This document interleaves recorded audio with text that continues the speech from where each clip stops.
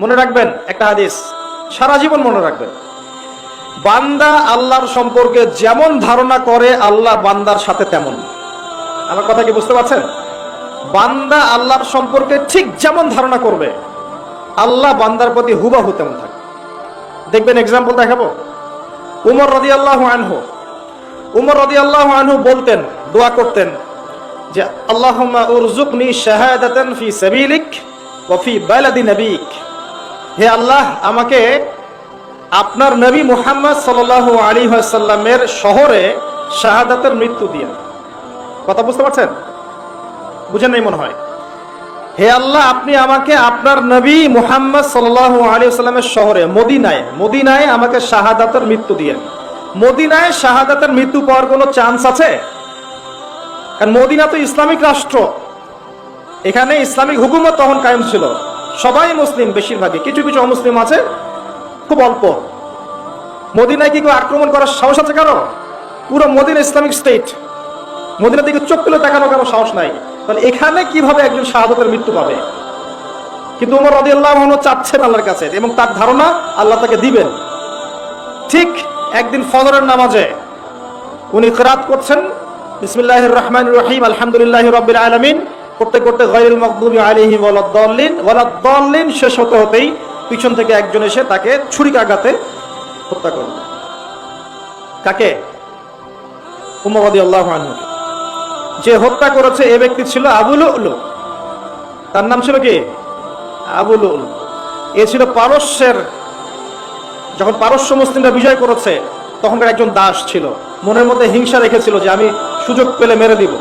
মুসলিমদের মধ্যেই ঢুকেছিল, মুসলিমদের লেবাসে পোশাকেই, মুখে ইসলাম কবুল করেছিল, কিন্তু মন থেকে ইসলাম কবুল করে নাই। সুযোগ পেয়ে একদিন ওমর রাদিয়াল্লাহু আনহুকে হত্যা করে ফেলেছে। এরকম চরিত্রের মানুষ এখনো উম্মার মধ্যে আছে। বাহ্যিক লেবাস পোশাক দিয়ে এত গদগদ হয়ে যাবেন না। এখনো উম্মার মধ্যে এমন অনেক মানুষ আছে যারা বাহ্যিকভাবে দেখলে মনে হয় মুসলিম, ভিতরে কাদিয়ানি, ভিতরে শিয়া, ভিতরে মুনাফিক, ভিতরে ফাসিক, ভিতরে জালেম। এখন উম্মার মধ্যে এরকম বহু মানুষ আছে। অনেক অমুসলিমও মুসলিমদের বেশ ধরে আমাদের মধ্যে চলছে, অনেক গুপ্তচর পর্যন্ত মুসলিমদের মধ্যে চলছে মুসলিমদের বেশ ধরে। দুই চোখ খোলেন, বাইরের চোখের সাথে ভেতরের চোখ খোলেন, ইতিহাস পড়েন, ইতিহাস এগুলো সাক্ষী। এই যে উমর রাদিয়াল্লাহু আনহু কোথায় শাহাদাত পেলেন বলেন? মদিনায়, যেখানে পাওয়ার সম্ভাবনা নাই। তিনি আল্লাহর প্রতি যে ধারণা রেখেছিলেন আল্লাহ পাক সেটাই করেছেন। বুঝতে পারছেন কথা? আলী রাদিয়াল্লাহু আনহু তিনি বলতেন যে আমি পছন্দ করি না যে আমি শৈশবেই মারা যাই এবং জান্নাতে চলে যাই, আমি এটা পছন্দ করি না। বরং আমি পছন্দ করি যে আমি ইসলামের জন্য অনেক খেদমত করব, ইসলামের জন্য আমি লড়বো, সংগ্রাম করব, আমি সবর করব, বাধা বিপত্তিকে ডিঙ্গিয়ে আমি সামনে যাব। আল্লাহ পাক ঠিক সেরকম ভাগ্য তাকে দিয়েছেন।